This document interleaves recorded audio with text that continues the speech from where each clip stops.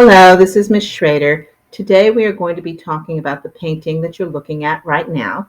This is Leonardo da Vinci's Last Supper. My students, I need you to have a piece of paper and something to write with. You're going to be taking notes, and when you're done, you're giving me between 7 and 10 sentences on what you found interesting, educational, and important. All right, let's get started. All right, here is your fact sheet. This is the Last Supper by Leonardo da Vinci. He painted it between 1495 and 1496. It is in the convent of Santa Maria delle Grazie in Milan. It is showing Jesus and his disciples at his Last Supper as it is shown according to the Gospel of John. This is a fresco. A fresco is you put wet plaster on a wall, then you put the paint onto the plaster. As the plaster dries, it becomes part of the wall. The problem is that Leonardo, being a man who always experimented with everything, decided to use oil paint in order to keep the paint moist longer. And this had a serious effect on the painting and its ability to last.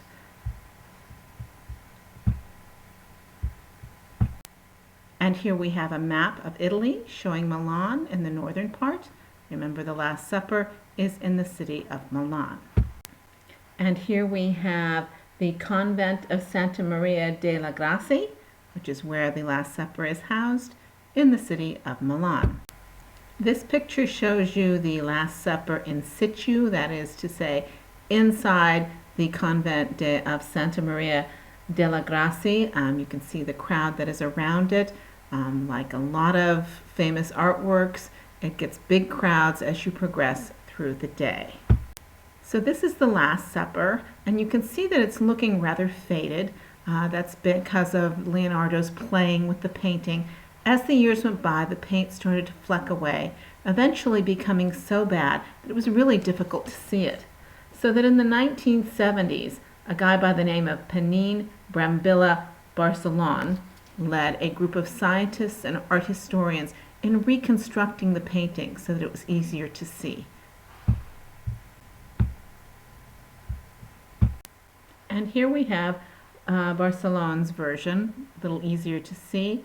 If you are a Roman Catholic, this should look very familiar to you.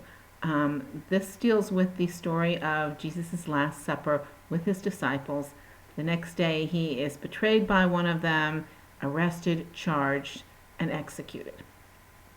And as I mentioned, this is being told every day. Anytime you go to a Catholic service, they tell this story. Jesus and his disciples came to Jerusalem for the Passover meal. They're at the Passover meal. Jesus breaks the bread. He gives some to each of his disciples, says, "This is my body. Eat it in memory of me." Then he gives them some of the wine. "This is my blood. Drink it in memory of me.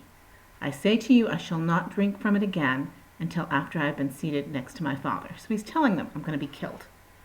The actual point at which we're right now is with Jesus looking around and saying to his disciples, "I say one of you will betray me." And you can look at their faces and their gestures and see how upset they are. They've just been told one of them, and they don't know who, is going to betray him.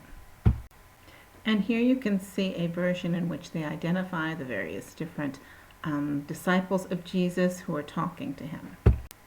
But the important set of disciples that we need to be looking at are the three just to Jesus' right, that would be our left. You notice the three of them there.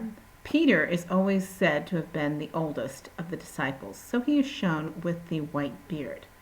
The one who is always described as the youngest is John. He's the one without a beard, and you'll notice everybody else has a beard.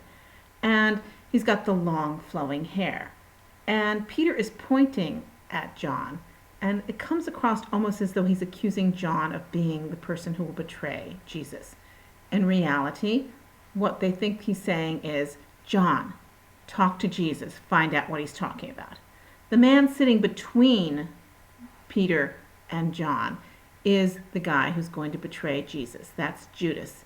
And you can see that he has a bag in his hands. This is a bag of coins. And strangely, behind his back, there is a hand with a knife. and I'm not certain what the purpose is. It is not Judas's hand. We can see his hands. It looks like it's Peter's hand, and I don't exactly know why. If you'd like a book to read that includes the Last Supper, very good one is The Da Vinci Code. This book was written in the early part of the 21st century. It has in its basis a very old story about Jesus. And it's a fun story. There's no reason to believe it's a true story, but it's fun. And it goes like this. The person sitting next to Jesus, who has the long flowing hair, isn't really John, it's Mary Magdalene, because Jesus and Mary Magdalene, according to this story, were married. And Mary Magdalene was pregnant with Jesus' baby at the time of his death. She flees to Egypt, has the baby, which is a girl that she names Sarah.